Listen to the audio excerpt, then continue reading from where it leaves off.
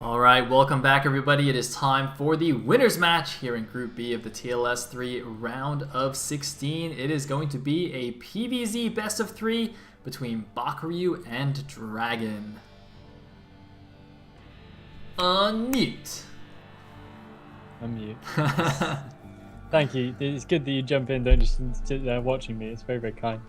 Yeah, this is going to be interesting. We're seeing a return to comfort for Dragon, going into his PvZ ways, as of course he usually plays, and Bakuryu, of course Zerg always. So this should be a far more well-tuned matchup than we saw last game, and hopefully Dragon's got something more convincing to bring to the table on this map. And we have to say this probably at this point favors Dragon because of the map and because his PvZ is generally not too bad. Yeah, it's actually quite funny that you say that. I mean, now that I think about it, I wonder if Dragon even practiced his Zerg at all for this group, you know, because he must have assumed that Andre would just play Terran and then he has two Zergs as well. So maybe he only practiced his Protoss, which is why, even though he played decently last game, there were a few shaky points. But now that he's back playing Protoss, he might, you know, bring out some really cool stuff.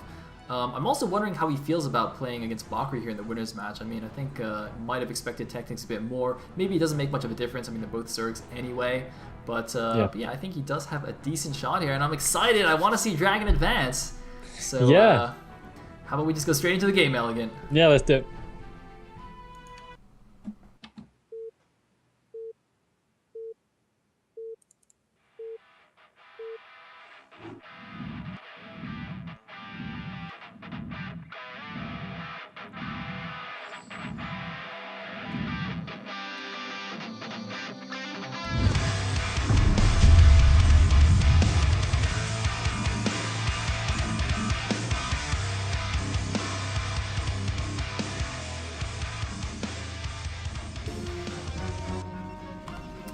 Alright, here we go. At the top left, as the red Protoss player, we have Dragon Pain. At the bottom right, as the white Zerg, we have LRM Bakuryu. Again on Polaris Rhapsody, but we are in a best of 3, so next map will be Andromeda, and if we require a third game, it will be on Fighting Spirit.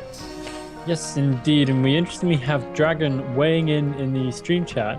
He says, I did not plan out ZVP on that map at all. Dre made a good decision to play PvZ because it caught me off guard completely. So there we have undeniable justification for Andre choosing PvZ. The only downfall being that he's not very good at it. Yeah, I mean, it's funny, you know, he had the whole game plan, right? He's like, okay, it's statistically the map favors Protoss versus Zerg. Dragon must have only practiced Protoss for this group, so, you know, I would just, you know, pick Protoss instead, so he can't. I mean, all those things sort of work, but, you know, the fundamental thing is you have to still be good at Protoss versus Zerg. Exactly. It's like, all right, all these small things work. You know, like, if it was Michael or Mad, you know, someone who has a lot of experience playing all races, I'd be like, yeah, that's totally fine. You know how to play all the matchups. But for Andre, it's like, well, do the small advantages you gain from catching him off guard and getting a favorable map situation, is that enough to make up for your lack of PvZ experience? I mean, I guess it really wasn't, so... Yeah, and I think that's testament to how these kind of various other factors do sort of add up. But yeah, your game needs to be first and foremost, and then consider what other factors you can do to give yourself an extra edge, rather than it being basically the backbone of your plan to win the game and conquer the universe. So maybe a little bit of a miscalculation for poor old Andre right there. He's not, of course, out of this tournament yet, and he will have his chance coming up against Infected. But right now, we are, of course, seeing Dragon versus Bakuryu. Dragon doing a little bit of running around in the natural expansion, but Bakuryu has made a spawning pool already, so no opportunity to block that yet. And look at this, he's going straight to the bottom left-hand corner with the drone. Yeah, I love this. So he knows that the probe is likely to try and block his hatcheries. It doesn't matter. He went for pool first anyway. And he's not even going to... Oh, no, he's going to make the links first. I thought he was just going to straight make the hatchery. He can't almost straight make it anyway. So going to go for the 4 links and then immediately make the hatchery. So not going to care about this probe whatsoever. Going to get really quick double gas, although he's probably not going to take these too early anyway. I'd imagine he'd just go and take his natural again and just kind of play from there. But, you know, not really allowing the probe to hinder him in any way. Meanwhile, we do have the cannon first here from Dragon for the Nexus. 2 cannons! Really? Oh dear.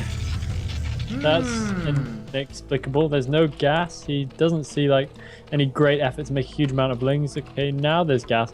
But I guess he's a bit worried because he sees no expansion yet.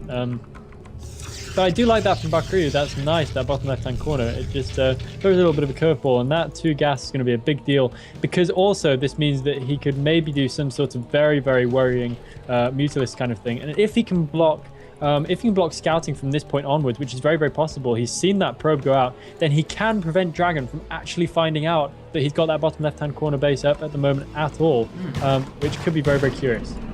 Yeah, that's a really good point. I mean, I think if I was Dragon, I'd assume that Bakri had taken that base anyway, you know, having not seen the natural for a really long time.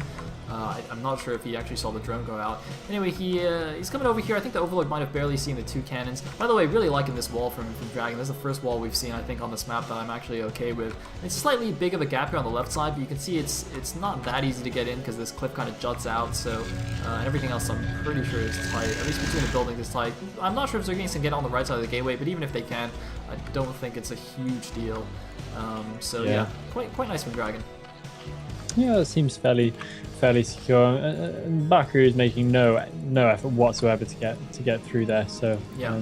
So yeah, it's all safe and well. You know, that's actually one thing I forgot to mention also, which made the second cannon curious to me.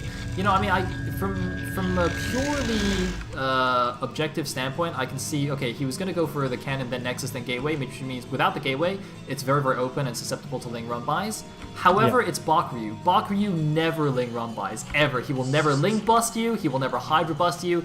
You know, if this wall was backwards and the cannons were on the outside, Bakru still wouldn't try and bust you. He'd just be like, you know what, that's alright, I'm a nice guy, I'll play a long game. Yeah, so in that regard, I don't think you need a second cannon. If he was playing like Oxurg or South Park, he'd be like, go for the second cannon. Yeah, third cannon, you know, go crazy. but yeah, not so necessary against Bakru. But maybe he's saving it for when he finally gets really late in the tournament again, and then he's going to finally do a Ling bust. Yeah. Maybe that's what's going to happen. I think I saw Bakru do a Ling bust once, like ever. I was so shocked. I was like, oh my god, is this actually just a smurf? But yeah. Did he win? I think he did, yeah. Oh, there you go then. It's good to save for special occasions though. It kind of has real impact. So you never quite know if he's going to do it, but yeah, that's kind of interesting to see if he's going to break that out if he gets a little bit further. I wouldn't be entirely surprised. I'd imagine he's fairly aware of his own kind of gameplay traits and how he can exploit those. Really good thinking player, but here he comes. He does have link speed now. Presumably he's not going to be using that to any kind of great end, as we just discussed, but it's always good. He can deny scouting for quite a long time. He's got his Spire on the way up now, but interestingly enough, no second, third, or even, dare I say, fourth gas. So slightly curious they decided to take that 2 gas base, but I guess it's just thinking. Another hatchery. Wow, look at all these hatcheries. Yep, going up to 6 hatcheries, excuse me. And yeah, I mean, I guess that's why he didn't take the extra gas. He just wanted to make the extra hatchery. It's interesting that he's decided to go for this. So he's not actually, you know, abusing the extra gas that he could have gotten and, you know, going for mutas or something like that, which I would have thought he might try to do. I mean, we saw Seiki do that yesterday. We saw Dragon sort of do that, you know, in the last game as well. I mean, you know, he just wants to play his style. I can see Mass Hydra still being okay in this situation. Wow, bit of a lucky break there for that Corsair. Yeah, I can see Mass Hydra's being decent in this because, as we've already discussed, it is hard to get a kind of meaningful third base. You can get the mineral only with not too much difficulty, but even so, it's not easy. There's a big ramp that you can make use of, so it's not the simplest thing in the world to get. And I think that bottom left-hand corner base is maybe even more defensible than the mineral only. So it doesn't. It makes a decent amount of sense for Bakuru to have taken that, even if he wasn't desperate for the extra gas. It's not hard to see why he would do it, but now we have a decent number of Zealots coming on. Bakuru straight away throwing down another creep colony. How are we doing on our Zealot leg speed? Zealot leg speed is still a long way away. I'm wondering if that's a little bit of a mistake. Maybe no, it looks like it's going to coincide fairly well with the +1 ground weapons. Those Scourge following very, very tightly on these Zealots, so Bakuru, no reason to lose too much sleep over this. He's just going to fairly cleanly defend this, popping out a whole bunch of extra links just to be safe down the bottom left-hand corner, but I would think these Zealots aren't going to be getting too far. Yeah, do you think these Sunkens banner the gas, though? It seems like it might be a problem. I'd imagine so.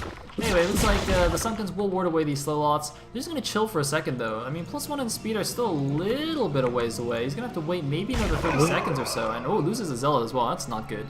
But I mean, he's pressured Bakuryu a little bit. You know, he's not just letting Bakuryu macro up off the 6 hatches, forcing a couple of Sunkens, forcing some Zerglings. That's really what he wants. If he just lets Bakuryu just make drones off the 6 hatches, he will get into a bad position. So I really like this pressure, even if he didn't have the upgrades yet. Yeah, very, very good point, because you can see how Bakuryu's mineral lines are getting pretty saturated already. He is not a poor man. He's got a decent number of drones at all bases, especially his natural expansion. He's doing very, very well. So, yeah, entirely valid that we're going to have Dragon wanting to force a few more units. Oh, we're going to have a run by?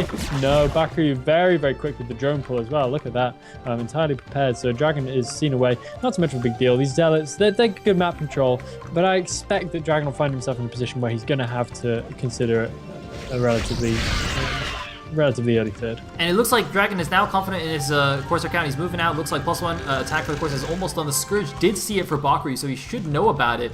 And the question is, what defenses he has? He doesn't have Overlord speed yet. Is he getting it? It's almost done for him, but he's got almost no anti-air. He's got some Hydras out on the field. It looks like, oh, the Hydras actually all just pop out at the perfect timing here, so the Overlord should be protected. Although it looks like Dragon's not paying attention, losing the Corsair straight away. Yeah, and those Corsairs are valuable. They die quickly and they don't rebuild so fast as they go down. So Dragon needs to be quite careful about that. There's a decent number of Hydralists in there. It's amazing once the Corsairs are focused down how quickly they do in fact die. There is no window of opportunity for him to be taking down any Overlords right now. They're all really, really well protected by Hydras everywhere. He can maybe pick off 1 or 2 out on the map, but realistically not even that. Bakuryu already has Overlord speed as well, so he's looking pretty solid against that threat, but Dragon is getting some good scouting information, now wandering around the main. Bakuryu, though, showing no sign of a 4th base, a Ling going over to the 3 o'clock position, so no sign of a 4th base, so he's committing quite heavily to this big mid-game army, as you would expect. And this could be quite nice right here if he can pick up High Templar. No, not quite, but he might be able to establish decent contain. Yeah, it looks like the Zealot's actually going to engage while the Zerg army is not quite ready yet. Storm should be finished any second now, so Bakuryu going to put on a bit of pressure, but once he sees the Storms, I don't think he can do too much. Here we go. He's going in. Where are the Storms? The Storm should be ready. I thought it was only seconds away. Are we going to see a Storm yet? And there's the first Storm. Catching a few Hydras, so now Bakuryu knows he can't do too much with these Hydras. He's just going to pull back. Doesn't want to sacrifice them here at the front. Knows that if he gets too crazy, he can just get caught by the speed lot, so he's just going to pull back. Looks like forgetting a few Hydras here at the end. Meanwhile, the Corsairs looks like they haven't really done too much, actually, which is a bit of a shame. You know, Dragon did invest a little bit in those +1 Sairs. Meanwhile, Bakuryu though, just content with the mass Hydras, and whoop, Corsairs going to poop around it. Another one's going to go down. Yes, another Corsair goes down. These Corsairs are really looking like they're going to end up being quite ineffectual. I mean, they've done a little bit of wandering around, but I don't think they've actually killed anything. Maybe 1 Overlord at most. No kills on the ones that are remaining anyway. So I'd imagine that Dragon's just going to call that investment a day. There's not really any reason for him to sink any more cash into those Corsairs than he needs to. Bakuryu's got them pretty well covered. They're going to be useful for scouting information from now on, but not much more than that. And Dragon does in fact choose this time to make a 3rd base, not feeling like he can really go blow for blow with his opponent at this point. Indeed. Going to take that mineral only. It's not the most useful base in the world, but, you know, going to have to take it sooner or later. And looks like meanwhile still poking around in the main with the Corsairs, getting some scouting information, you know, going to kill a few Overlords where he can. Just getting his macro going. I mean, Bakuryu's going to still be active. I think Bakuryu is the one who probably should be a little bit more active with the Hydras, because at the moment... Oh, mutas. Interesting. And they're actually just going to miss the Corsairs here. Are they going to turn back? They're not. The Corsairs could actually get a few Overlords here, which would be really nice for Dragon. Although he's not quite focusing on these. He is going to get a couple of Overlords, but the Mutas are going to go into the main base, and the Corsairs are completely on the other side of the map. There's only 1 cannon in the main base. This could actually do a lot of damage before the Corsairs get back. They have killed a few Overlords. They supply blocked Bakuryu, but here they go into the main base. The single cannon is going to get taken down. The ground forces are coming back. There are a few units. There are a few Templar, but this could be really bad. Oh yeah, and Bakuryu, nice move, takes almost all the health of the Corsairs, kills 1, so those Corsairs are pretty much ineffectual. They're going to be able to do nothing against the Mutas. It's going to be very, very easily picked off. And Dragon, if he's going to do any kind of storm, he needs to make sure he doesn't storm all his own probes. Nice positioning from Bakuryu with his Mutas, but now again it's the natural mineral line. There is no cannon waiting. He doesn't realize, now he realizes, and takes out both Corsairs with 1 hit, and that is what I'm talking about. Nice Hydra's positioning from Bakuryu earlier on there. We finally have a cannon going down in Dragon's natural mineral line, but he's losing a lot of probes and falling significantly behind in economy very, very quickly. If only we could see 1 nice storm on those Mutas, it might just bail him out of a little bit of a tricky situation. Yeah. Oh, he does get the storm though. Ooh, very nice storm. Bakuryu actually flew back and forth into it a few times there by mistake. so it does ward those away, but that has been a lot of damage. The pro count is not looking very healthy at all. Those Corsairs, I mean, they were there just to prevent this kind of thing. It was really interesting of Bakri to make that kind of move, despite knowing all those +1 Corsairs were on the field. He went for the mutas anyway, just caught those Corsairs on the retreat, and did a good job. Looks like he's going to kill his own Suggeneer at the bottom left to unmanner his gas. Is that really... I thought the bottom one would be manning the gas, not the top one, but I mean, I assume Bakri knows best. And meanwhile, 2 random goons in the middle of the map, I have no idea what the hell they're doing over here. Maybe they're still chasing the mutas or something.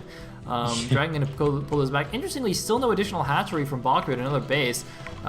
He's still just content to keep pumping out these Hydras. Is he... Oh, he's actually sending a drone to the left eye. He's not going to get a mineral only. He's going for the 9 o'clock gas base. Wow. Wow. Using smart. his map control. Yeah, very, very smart. I mean, what's the point of map control if you're not going to use it to take just the bases you want? And that base is actually fairly defensible. Very, very small choke point. And you've got to go all the way around as Protoss to navigating a very, very difficult kind of area where Zerg can set up a strong defensive position. And Bakri is playing this quite high up the map as well. His army not looking too huge at the moment though, and Dragon might have found himself a decent little bit of a timing where he has a good supply lead. Bakri needs to be right on point with this. Dragon's in a line, he's in a line! The observers both going down before the battle even begins, so those lurkers are now absolutely immune, and this can only go so far for Dragon. But picking up a couple of High Templar, not doing too much though. Does he have enough storm left to deal with these lurkers? Possibly he does. He just needs another observer into the fray, and he's going to be good to go. Baku is looking very, very light on army count. 145 supply for Dragon compared to 114 for Bakuryu. But look at this, Dragon's just going to go right around these lurkers. He doesn't even care, and he might be able to find a window on Bakuryu's natural expansion as well, where there's very few units laying in wait for him. Yeah, Dragon's actually interestingly gotten Observer speed, which is why the Observers got so far ahead, but it's allowing the reinforcement Observer to catch up with the army quite quickly. Observer speed is not an upgrade you actually see very often in PvZ. It's something you get in PvT, but in PvZ you actually more often see range rather than speed. Oh, he's going to catch these mutas though on the retreat. Nice. Oh, he's going to get all of them. It looks like he's going to get all of the mutas. Very, very nice. Meanwhile, gonna expand here to the double gas, but Baku's triple expanded to the mineral only and to both side expansions. Dragon is Dragon is actually unaware of the 3 o'clock base. He could easily cancel it right now, but he does not know. Meanwhile, he's going for the attack on the natural here. Baku's force is trying to come back. They're getting a little bit stuck on the narrow ramp, and these lurkers are not quite done morphing yet. Dragon could have an opportunity here, but he needs his High Templar. He needs the storms here. The Dragoons are gonna get mauled. Where is the backup? The High Templars need to get over here ASAPly. There are the High Templars, and Baku is not in the good position. The lurkers are all clumped here. This could go really badly for Baku. We need more storms though. One more storm. Oh my god. Everything is dying on both sides, but it looks like, is Dragon gonna push through? I don't think so. Yeah, not quite. We need a few more units remaining than this. It does do hefty damage. Big damage there to the Zerg army. But if those High Templar had been in earlier, he would have so many more units remaining at this point. That is just painful. He just needed to collect himself just for a second. Looks like he might lose those Archons coming in now as well. Maybe he could actually kill the lurkers if he hang around, but he's not planning to. The Archons do make it out alive for the cost of 2 extra Dragoons. Not sure if that was worth it. But yeah, both players taking massive army losses there. I would like to see Dragon be a little bit more active at this point with DT harass and things like that, where he can keep a good eye on the map. And it doesn't matter if there are overlords around. If there aren't any defensive units, Bakri making a mistake. He's going in with a small group of units, gets a little bit caught. He goes on to retreat. Man, Dragon really needs to scout this 3 o'clock and kill it. Really needs to see that. But, you know, if I would not expect that base to be there at all, so I can see why Dragon's not checking it. Meanwhile, he is sending some probes over to his own double gas. Bakri, on the other hand, is taking the left side base. He's got the mineral only as well. He's not quite mining there yet. But a very interesting situation here. Dragon with a big supply lead, 143 to 92. But if Bakri holds on to all these bases, he will be able to catch up pretty quickly. Yeah, definitely. There was kind of a good point right there for Dragon where he had a great army lead, but he wasn't quite able to bring it around. His control failed him a little bit at the crucial moment, and he just needs to be a bit more patient. Plenty of cannons up in the top right-hand corner, seeing clear Zergling attack very, very easily. But Dragon looking like he may be tempted to go and scout down into that 3 o'clock base. He's gonna go for it. I don't know what's inspired him to do that, but he's definitely going to be able to force that base out of the game. There's no way around that right now for Bakuryu. And Bakuryu is so light on units. It's taking him a long time to reproduce any kind of decent army. Where is his money going at this point? Yeah, I'm not sure. Maybe he just invested too early in those extra hatcheries. I mean, he's got a decent number of drones, so it is a bit confusing. He's got no units. He's just... No army. No stuff. I mean, he's making some more lurkers. He had like 2k gas banked. He has spent some of that now. I mean, he's also got Defiler tech, so that's going to help a lot in being more cost efficient with these units. But yeah, compared to Dragon's beefy army, I mean, look at this 163 supply against this 113. It's basically a 50 supply lead now for Dragon, which is really, really nice. And, you know, he's got his double gas mining as well as a little bit mattered himself, but that's okay. And he's also, you know, blocking this 3 o'clock as well. He's in pretty good shape. Yeah, he is in very, very good shape indeed. Bakuryu is so low on stuff. He needs to get some more units out. He's burrowing a couple of lurkers over the top of that run, but I feel that all they're going to do is die quite rapidly. We have some lings coming in to reinforce them, but it's not going to be anything like enough. Dragon just powering through with a big army right there. Easy breaking that position. He's finally going to get over. Left-hand side base is practically undefended. Dragon wandering some High Templar through a couple of lurkers right there. Nice position lurkers for Bakuryu, getting a little bit of a break there. Do we see a Defiler over on the right-hand side? Yeah, it's a Defiler. Yes, we do. We do have a Defiler. He's going to need a little bit more than that, I think. That left-hand side base is done. There's no way around that. Losing a fair number of drones into the bargain as well. Bakuryu has all the hallmarks of a guy who's a little bit dead at this point. I can't see any reason why Dragon wouldn't just kind of walk over all his remaining bases at this point. I think Dragon might be forced into it because this swarm attack on the right side could be good. There's only one storm in the High Templar. It needs 3 more energy to get a second one, although the first storm actually kills almost all the lings, but a second wave of Zerglings does come in. The second storm needs to be perfect. It gets all but 4 of the Zerglings, but these 4 lings are cracklings. They might be enough, although no, Zealot's coming in. Dragon on the ball, gonna defend this base, and now he's got a giant army ready to bear down on either the mineral only or the bottom left base. The mineral only is completely undefended, so that should probably go first here. Bakuryu definitely in a lot of trouble right now. The supply lead is increasing for Dragon. 116 for Bakuryu to 180, 195. There is the max for the Protoss, and here he goes to which way? The mineral only or the bottom left? It doesn't matter either way. Okay, he's gonna go for the mineral only. Just Bakuryu overextending himself like crazy. This mineral only is dead as well. There is absolutely nothing Bakuryu is going to be able to do about that. He has to leave it, abandon the mineral only, and try and make something work with the places he's got. But I don't know quite, I literally don't know where his money's gone, because he wasn't mining badly. He's been mining off a fair few bases all this time with a good number of drones at each one, but he just has nothing to show for it. He's got almost no defensive units. He does have just enough with the Dark Swarm to see away the Protoss army, but with Dark Swarm that doesn't take a huge amount. And now he's moving up with another strike force into the top right-hand corner. This one could be a little bit more successful, but we already have a Reaver ready and waiting in defense right there. So I would imagine this isn't going to go too far, and Bakuryu's only chance at this point is to get rid of that base and thus starve Dragon out at some point. But now he's moving to the bottom left-hand corner. Dragon could have a good engagement against these lurkers right here. They're in a decent lurker field, but not nearly enough support for them. We need a Defiler, we need some links, we need something to back these lurkers up, or they're all just going to die fruitlessly. A whole bunch of the frontline lurkers going down straight away right now. Now come the lings. The top right-hand corner attack is done. He was unable to make any real go of that, and this big army now bearing down on the bottom left-hand side base. Looks like he's going to be able to easily get rid of that. So all these zealots falling surprisingly quickly to the remaining lurkers. When some colonies still remaining, it looks like Dragon's actually kind of broken a large slice of his army on trying to kill his base unsuccessfully. Yeah, I don't know where all the went, getting a storm on the drone line, but he's suddenly remaxed anyway. He's got a ton of gateways in his main base, really doing a good job with the macro here. Dragon, I gotta say, playing this quite nicely, bringing the 2 Reavers in to reinforce as well.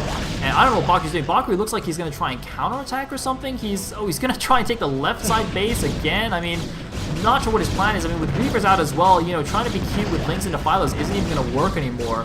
So, yeah, Bakuryu down to just his natural, and it looks like he's even remaining natural. It looks like he's even transferred all the drones out from his natural, so he's basically not mining anymore.